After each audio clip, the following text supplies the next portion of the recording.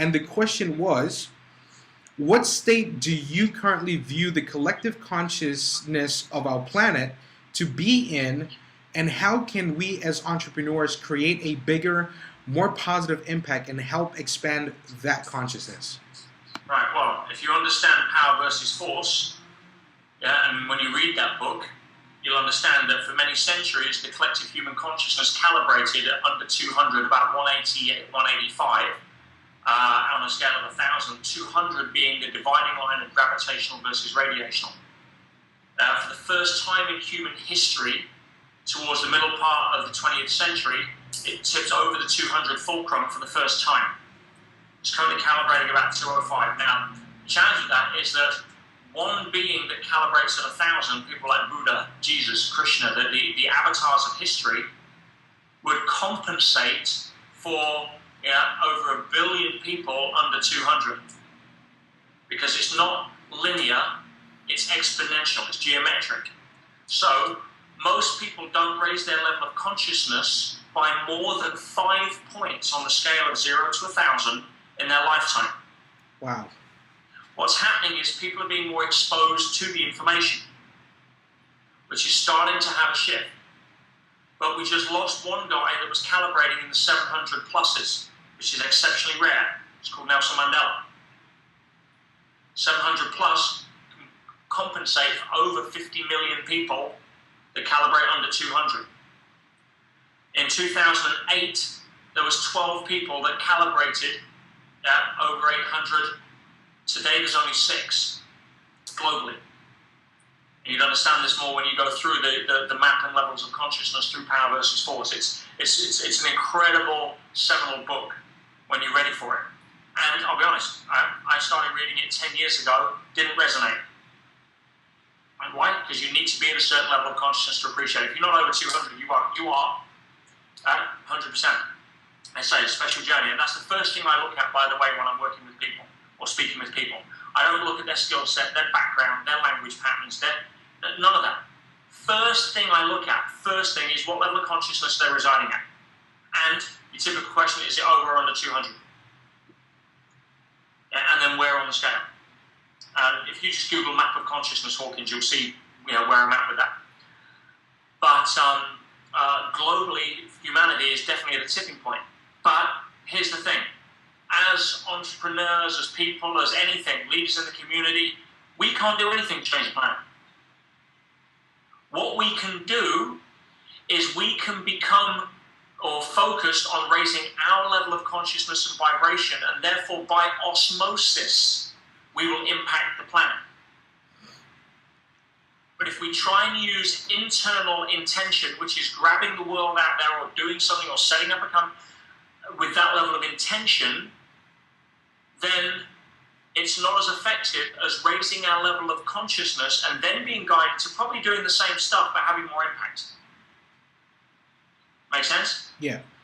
So you see a lot of people, entrepreneurs, calibrating anywhere from 180 to 240 is a typical example. They want to set up a social business. They want to set up a charity in Africa. They want to do this. They want to help this, that, the other. Unless the level of consciousness that precedes it calibrates higher, you're only going to perpetuate where they're at.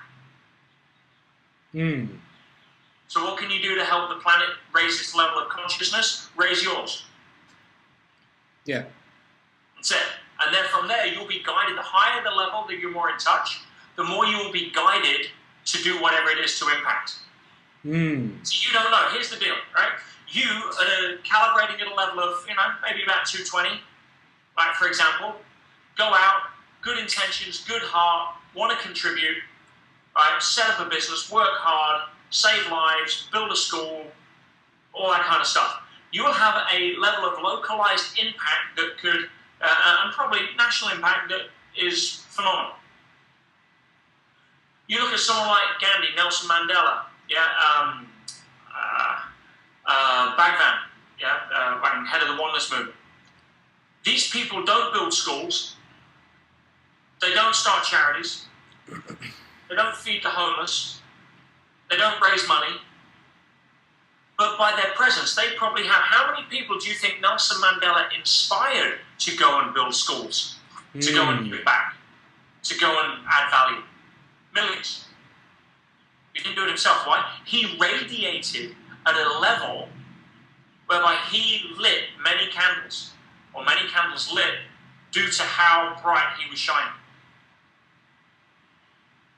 So, if you concentrate, if you sat in the presence of Mahatma Gandhi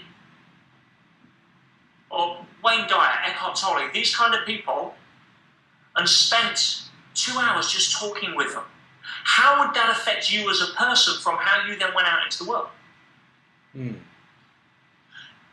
So if you become a person who, by your level of interaction with people, by osmosis, because of how bright you're shining, they happen to light and go out and create fires on their own, you can influence the world far greater than you going to start a big fuck-off bonfire.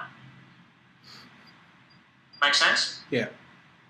But most people won't see that because there's instant gratification, ego-soothing, validation, sense of contribution, gratitude, all of the good stuff that that feels good because it's in alignment with nature when we go and have a direct impact on something.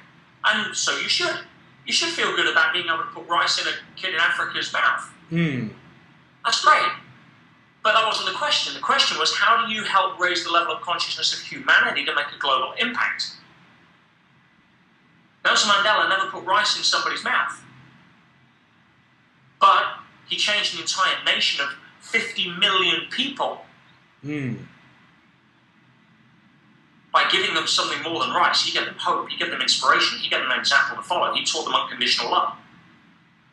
Fuck, wow, that's... Or do you want to go and start a business whereby, it's a social entrepreneurship venture and you can impact maybe, I don't know, a lot of people? But no, by raising your level of consciousness to that level, you become a person who, by the person you get served by your coffee with in Starbucks, just, something about that, guys. It's just, wow, it makes me want to be a better person. That's how you change the world. Right. But you don't often read that. Yeah, that's incredibly powerful.